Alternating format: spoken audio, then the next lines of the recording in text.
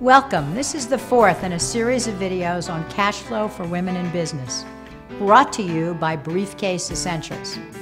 My name is Susan Spencer. This session is about managing your cash outflow. I want to take you back to our first session so that you will realize how far we have already come toward being realistic about starting your own business.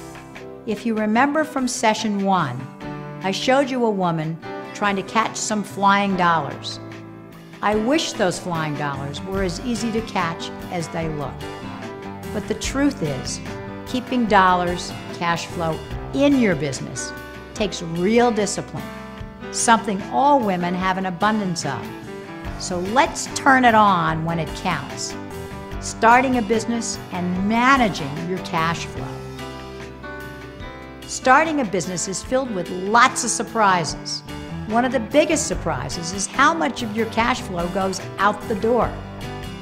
The last few videos, I have emphasized cash flow that flows into the business through sales, lines of credit, and loans. This video will focus on money that you spend to cover all your costs of running and operating your business.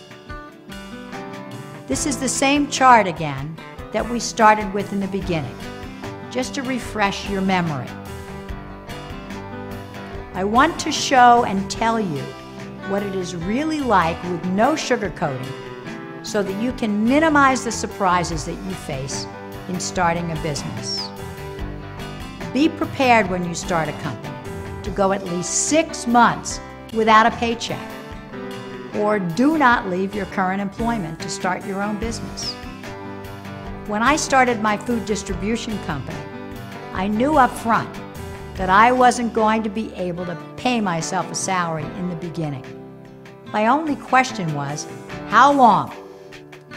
I knew that the more jobs I was willing to take on, the less employees I would need to hire. And therefore, the sooner I would have enough cash flow to pay myself. I did everything except drive and deliver the food products.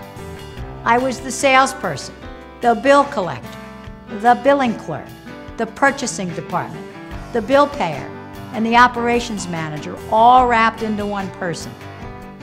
In a small business, one person can handle all of these jobs, and it really helps to save the cash outflow.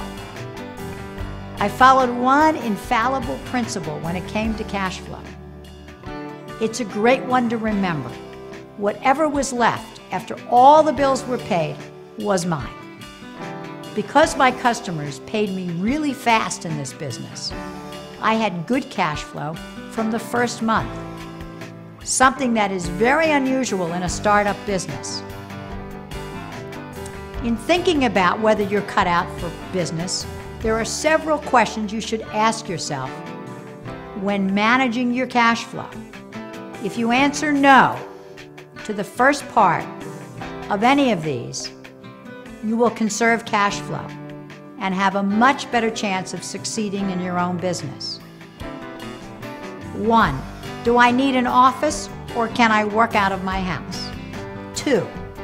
Do I need a warehouse, or can I use my garage? 3. Do I need to buy equipment, or can I rent it? 4. Do I need to travel long distances to sell product, or can I sell potential customers in the area closest to my home base first? 5. Do I need to pay my suppliers faster than I collect money from the sales I make?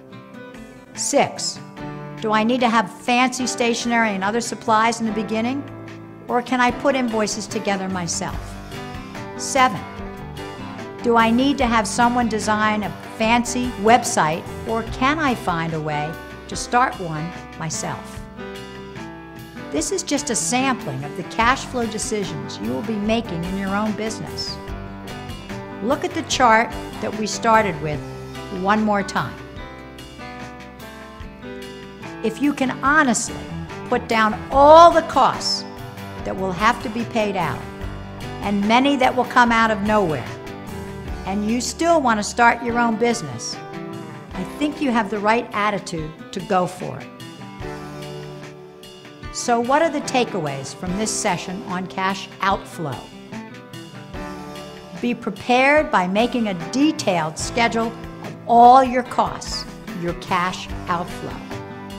Know on the front end, if it's a startup, that you may not get a paycheck for up to 6 months or more. Believe in yourself, trust your instincts, and keep your cash outflow limited to the bare essentials. Don't forget to view the final volume in this series on cash flow, Volume 5. It takes cash flow to a whole new level of appreciation for women's creative solutions. And in this case, the solution was especially sweet.